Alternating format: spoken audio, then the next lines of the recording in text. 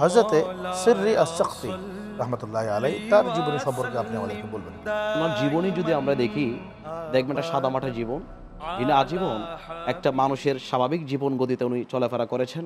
বিশেষ করে উনি জুনায়দ বাগদাদী রাহমাতুল্লাহ আলাইহির ওনার একটা মামা সম্পর্ক ছিলেন এবং হযরত মারুফে খারকি রাদিয়াল্লাহু তাআলা আনহুর উনি মুরিদ ছিলেন। তো ওনার জীবনটা আমরা একটা বিষয় দেখতে পাই, সেটা হচ্ছে উনি আসলে একটি দোকানে যখন অবস্থান করতেন এবং সেই দোকানটার মধ্যে একটা চাদর টেনে দেওয়া হতো এবং ওনার জীবনীতে আমরা দেখতে পাই উনি এত আমল করতেন যে ডেইলি সহস্র রাকাত নামাজ আদায় করতেন। সুবহানাল্লাহ।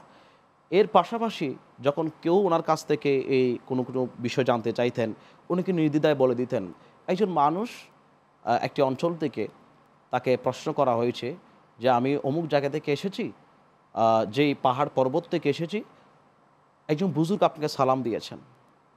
তিনি বললেন যে বুজুর্গ যিনি হবেন উনি পাহাড়ে কেন, উনি জনসমাজে আসবেন এবং বর্তমান সময়ে জনসমাজে এসে অর্থাৎ খারাপের ভিতর মধ্যে থেকে মানুষের মাঝে থেকে অশ্লীলতার মাঝে থেকে সেখান থেকে কল্যাণের খুশবু ছড়ানো, সেখান থেকে তরিকতের খুশবু ছড়ানো, সেখান থেকে কোরআন হাদিসের যে খুশবু ছড়ানো, এটাই হচ্ছে মূল বিষয়। এই জন্য উনি আসলে বাজারে অবস্থান করতেন এবং ওখানকে বাজারের যত মানুষগুলো আছে সবাইকে হেদায়েতের পথে আনতেন।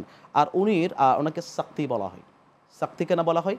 আসলে উনি বিভিন্ন মাটিতে পড়া কিছু ফল পড়ে থাকতেন, এগুলো কুড়িয়ে কুড়িয়ে এনে উনি সেগুলো বাজারে বিক্রি করতেন। খুব সাদামাটা জীবনযাপন করতেন। তো একদিন এই জন্য ওনাকে সাক্তি বলা হয়। একদিন ওনার দোকান সহ আশেপাশে উনি একজন অনেক বড় সাকাফি ছিলেন। কীভাবে ছিলেন? ওই বাজারে একদিন আগুন লাগলো। আগুন যখন লাগলো সমস্ত দোকান পুড়ে গেল, কিন্তু ওনার দোকানটা অক্ষত অবস্থায় আছে।